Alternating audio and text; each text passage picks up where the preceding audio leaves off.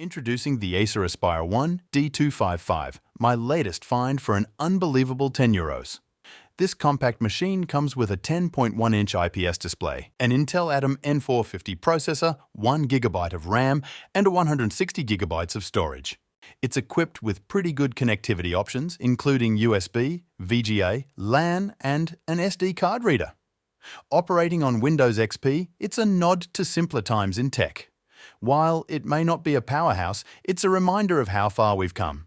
Let's take a closer look at this budget-friendly notebook.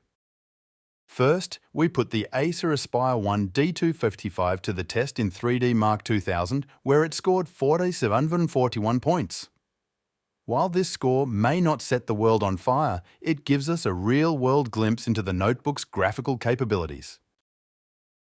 In our second test with 3D Mark 2001, the Acer scored 3,137 points, putting it in the same league as the GeForce 2 MX400.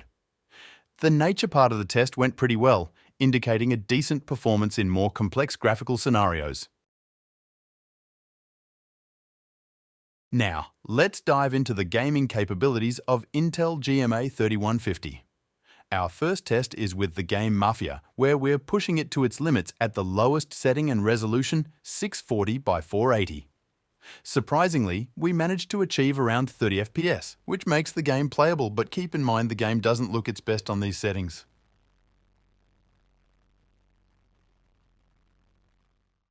The second game we tested is Tony Hawk's Pro Skater 3, cranking up the settings to high with a resolution of 1024 by 768.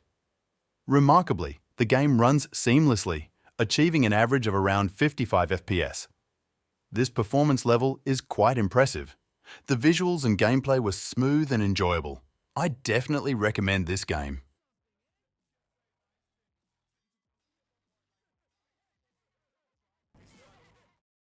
Next up is Serious Sam: The First Encounter. We've set it to a resolution of 800 by 600 with normal settings. During our test with Demo 1, the Acer Aspire 1 managed to maintain an average of 40 FPS, which is considered a rather poor performance for this title.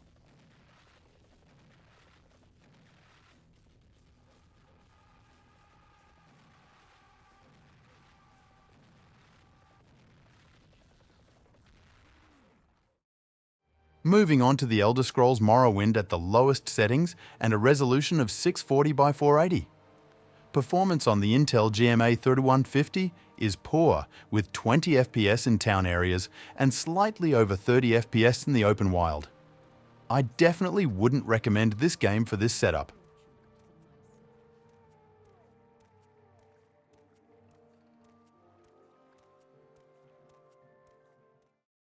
For our next test, we ventured into Warcraft 3: The Frozen Throne. We set it to low to middle settings at a resolution of 800 by 600. Impressively, the game both looks and runs pretty well on this setup, maintaining around 40 FPS, which is quite satisfactory for a strategy game. Now let's try something more demanding like the final game in our series of tests was Half-Life 2, released in 2004. We set it to the lowest graphical settings and a resolution of 640 by 480. The initial load time was notably lengthy, taking 3.5 minutes to reach the menu, and an additional 2 minutes to load a save file. Once in-game, the performance was far from ideal, with FPS fluctuating between 10 and 30. Such a low frame rate is particularly detrimental for a first-person shooter.